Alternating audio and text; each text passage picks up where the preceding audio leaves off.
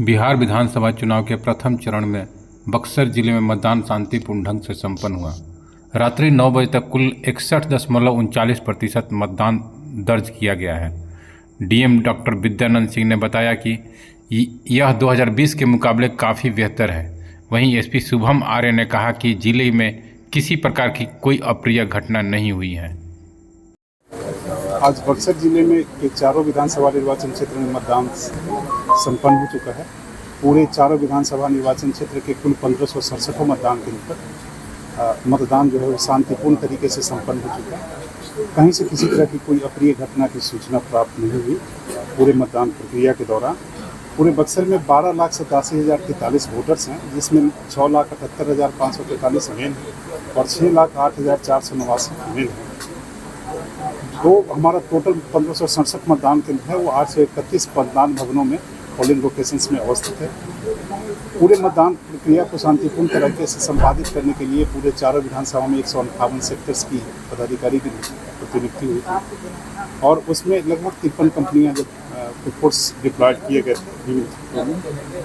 जहाँ तक मतदान का प्रतिशत है, अभी जो ट्रेंड्स है 30-35 मतदान केंद्र का अभी भी डाटा क्लोज नहीं हुआ है, वो 61.78% के आसपास है। जो लोकसभा निर्वाचन क्षेत्र और विधानसभा का जो विगत चुनाव था 2020 और 2024 उससे काफ़ी अधिक है। 55.52% 2020 में था और 2024 के लोकसभा चुनाव में 55.49% का VTR था और अभी हम लोगों का 61.78% का है, जिसके लिए निश्चित रूप से बक्सर जिले के जितने भी मतदाता हैं उसके लिए आभारी हैं, जो कि उन्होंने मदद करके अपना मतदान का प्रयोग किया और इस लोकतंत्र में अपनी सहभागिता सुनिश्चित की। जहाँ तक सीजर की है तो हम लोगों ने इसके लिए चेक पोस्ट बनाए हुए थे और उसमें 29,44,000 रुपये की सीजर हुई है, यानी कैश की रिकवरी हुई है। 21,765.77 लीटर पुलिस के द्वारा, एक्साइज के द्वारा वो सीजर किया गया, जिसका 172 लाख रुपया कीमत लगभग है और उसमें फ्रीबीज में 10.1 की राशि की रिकवरी हुआ है। इस प्रकार 212 लाख रुपया जो है इसमें सीज हुए हैं। एक ब्रह्मपुर विधानसभा निर्वाचन क्षेत्र का मतदान की संख्या 56 जो कर्मिक मध्य विद्यालय धोबा के क्षेत्र में आता है, वहाँ पे स्थानीय ग्रामीणों के द्वारा हॉल का बायकॉट किया गया। उसको अगर छोड़ दें तो पूरी तरह पूरे जिले में शांतिपूर्ण तरीके से मतदान संपन्न हो चुका है। कहीं से किसी तरह की घटना की जानकारी नहीं मिली है। शांतिपूर्ण तरीके से संपन्न हुआ। बक्सर जिले के सभी मतदाताओं के लिए इसके लिए बहुत धन्यवाद। जो मतदान का प्रोसेस था वो शांतिपूर्ण संपन्न हुआ है।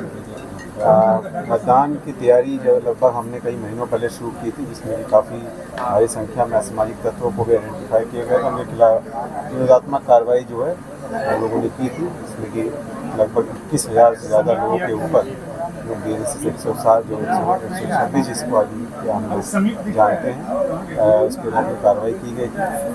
इसके अलावा हम लोगों ने प्रिवेंटिव एक्शन की श्रेणी में कई लोगों को जो है एक्सटर्नल तब से हम लोगों ने सभी अपने नाका और चेक पोस्ट को एक्टिव कर दिया था। इसके बाद से ही हम लोगों की जो रिकवरी भी है वो काफ़ी भारी मात्रा में हुई।